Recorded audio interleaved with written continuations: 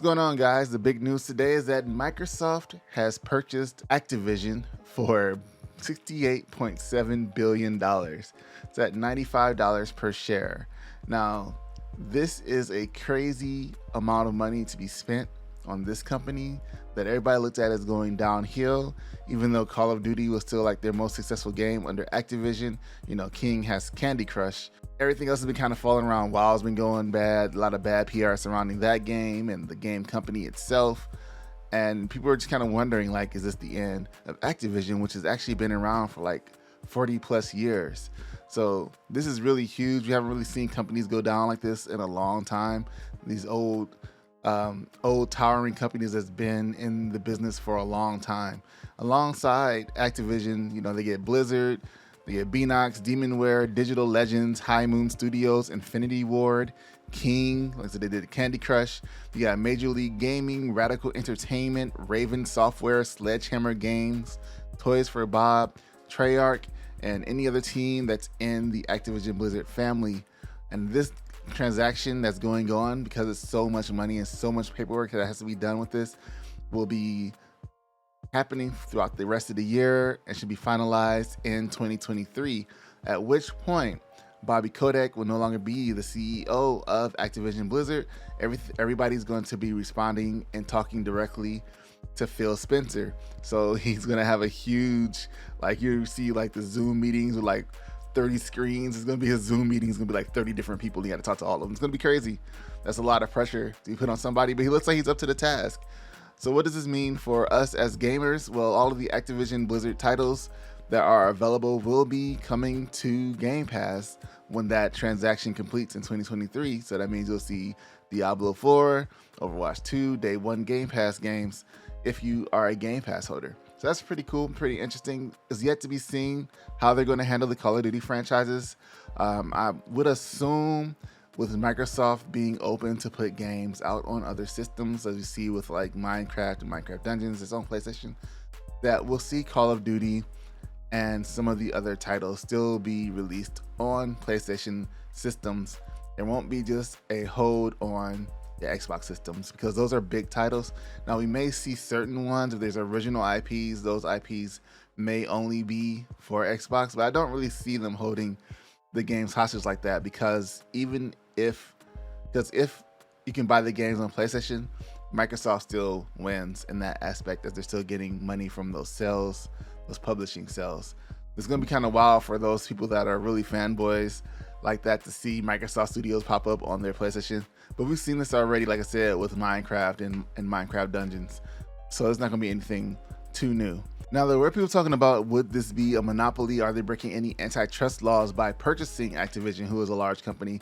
Well, I think those people are underestimating how large the gaming community is, or don't realize it, because Activision and Bethesda are really the two biggest purchases that Microsoft has made as far as the game companies go. There's still Ubisoft, Square Enix, who are only making Final Fantasy games for PlayStation right now, and most of their other games are PlayStation exclusive. You got Ubisoft, like I said, Ubisoft, Square Enix, Gearbox, Take-Two. So there's still a lot of game companies out there putting out AAA titles, not to mention the indie devs that are putting out great titles that everybody loves to play, Devolver Digital and the others. Devolver Digital is the only publisher I know off the top of my head. I think Annapurna is part of the Microsoft family. I could be wrong though, that's why I didn't mention them. But just acquiring Activision and acquiring Bethesda doesn't change the dynamics of the game industry to make it lean heavy towards Microsoft. And that's when you will start breaking those antitrust laws and monopolizing on something. There's still tons of game companies that are able to make games. People can play on PCs. People can still have the choice of playing on PlayStation 5. It's not forcing everybody onto one system. And I'm sure Microsoft lawyers also have looked deep into that as well before making such a huge purchase. They're not just going to throw $68 billion out there and be like, hey, I hope we're not breaking any laws by doing this. You know, they've researched it and looked deeply, intently into that. I'm sure. I would be surprised if they didn't.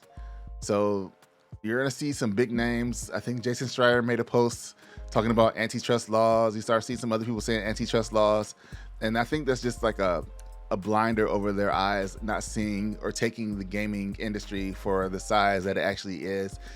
and only looking at the names that are always in the headlines, whether it be for good or bad. And there's more than just those people out there. Another question I saw pop up, which is an interesting question, I think, and there was a counterpoint to it. So I'm going to mention both of those in there. I saw somebody put, would WoW be on Game Pass? With World of Warcraft be on Game Pass, would that be baked into the system? Will we see it on Xbox? Or it could even be Game Pass on PC? And Chili brought to my attention that it probably wouldn't be like that because it still brings in a form of revenue. We got to remember that even though they're kind of gamer friendly, as people like to call Microsoft, they are a business, and the business point of this is to make money. There's no point in all of this is to give you all this free stuff so they can make more money. Just remember that. Keep that in mind. A corporation's job is to make money. That's it, bottom line. So they would probably still have a subscription service to it. It'd probably be similar to, like they have for Phantasy Star Online. Like you might get some free things for being with Game Pass and playing Microsoft and playing World of Warcraft. So just keep that in mind. Don't expect to see that happening anytime soon. Like I said, there will still be a lot to change over from there, and 2023 is far away. We're still at the beginning of January of 2022. So we could blink and it could be 2023 already. You know how like last year went by so fast. Right now, Activision and Microsoft are working as two separate companies, but in 2023 they'll be merged and they'll just be all one thing. So we get to blame Microsoft if they do anything wrong, and be all in their face, like what's going on with Activision now, Microsoft? What you doing? What's going on? We can look at them and find out. What do you guys think about this? What do you guys think about this acquisition? Do you think it's going to really change anything as far as gaming goes? We like to see some of these companies break out past Call of Duty. You know, they have some projects they want to work on.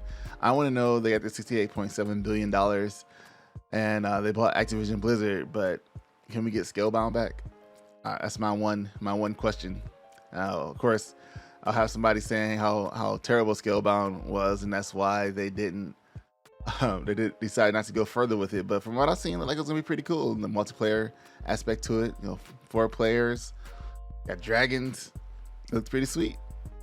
I don't know, maybe they wrote themselves into a corner with that game. Getting off topic, but yeah, that's the news for today. Microsoft acquiring Activision Blizzard, $68.7 billion. Jeez, insane. Peace.